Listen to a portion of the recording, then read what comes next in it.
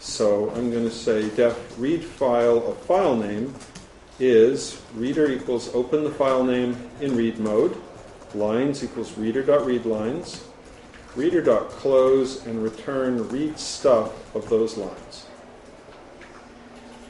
All right. Get the lines out of the file. Now go and process them with the thing that I built to be testable. I might not even bother to write unit tests for this because I've done it so often.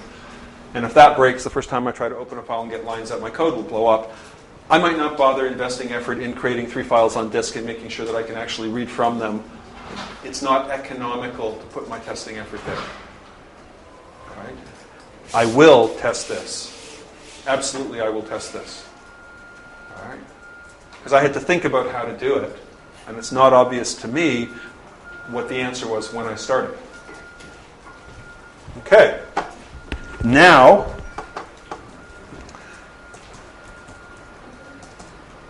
let's figure out how we're going to calculate whether or not a band can play a song. Okay. Well, the simplest case is to do one band and one song. All right. Say again? Okay, the simplest... I was figuring you can compare two dictionaries then. You can, but comparing two dictionaries, saying is dictionary A equal to dictionary B, will give me the wrong answer.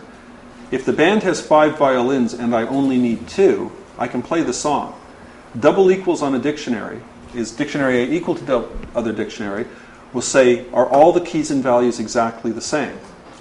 I can't say is dictionary A greater than dictionary B, but that's really what I sort of want. Because my question was for the assertion, how to check the function. I thought it didn't work.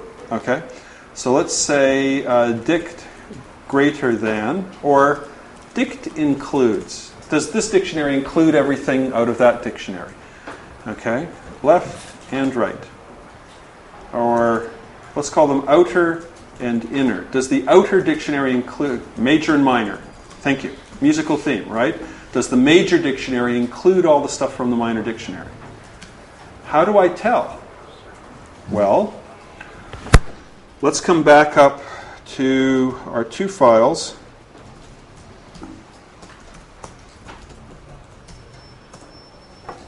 What's the rule I'm using to see whether the Philharmonic can play Beethoven's Zero?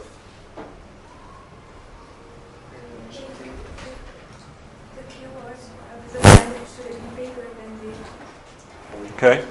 If I need 2 violins, I've got 2 or more violins. If I need a viola, I've got 1 or more violas. If I need percussion, I've got 1 or more percussion. If I need, and so forth.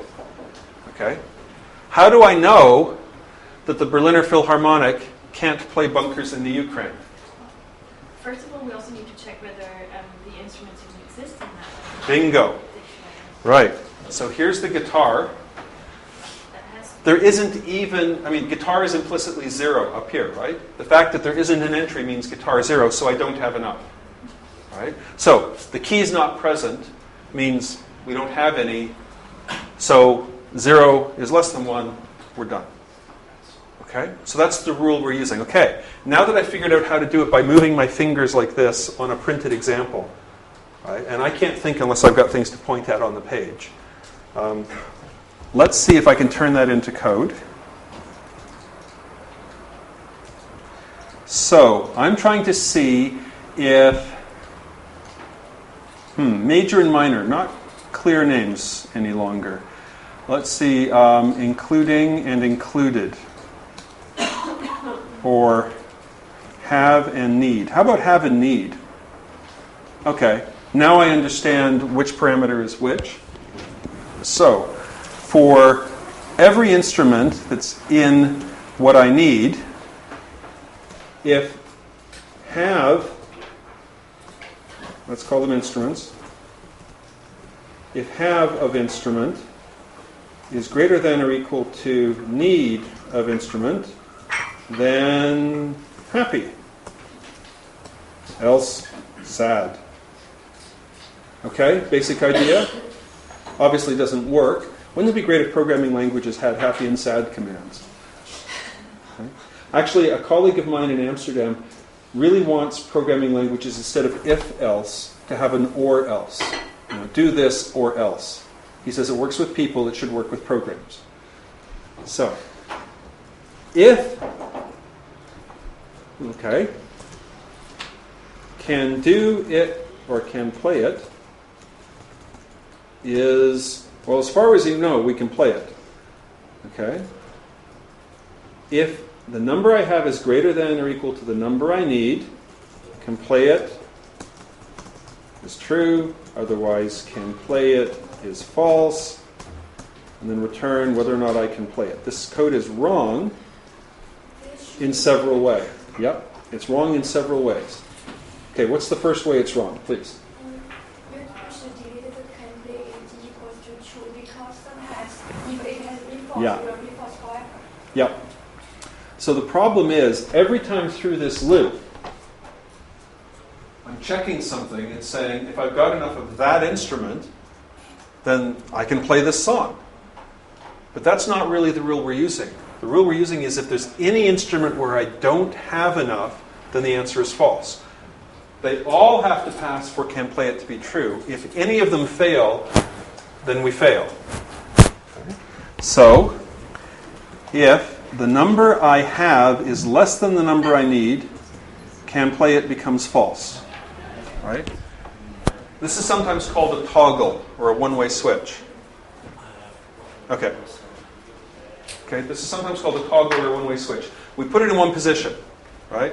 We're good. As soon as we find a counterexample, we flip it to false, and now we're done. Once it's false, it never goes back to true. Right? Because as soon as we find any instrument for which we don't have as many as we need, we're hosed. I don't know if people in the United Kingdom say hosed. We're hosed, right? We lose. Okay? Now, this still doesn't work because it's possible that instrument is a key in need, but it's not a key in have. We're looping over the instruments we need, right? So we know that that instrument works as a key in need. We're saying, give me each of the keys from need one by one, so need of that key will work. But there's no guarantee that that's also a key in have. We might need guitars, but we don't have any guitars, so it's not even a key in have. Right? I think there should be instrument in need without keys, not need. So, if instrument is not in have, then can play it is false. And then otherwise, let's check the counts. So first thing, is this a key in that dictionary at all? Because if it isn't, this statement here is going to explode. Right? If I try to look up have of trombone, and trombone is not a key in have, this will fail and my program will halt. What I really want to do is say, if the instrument is not a key there, then implicitly I've got 0, I'm done. Right?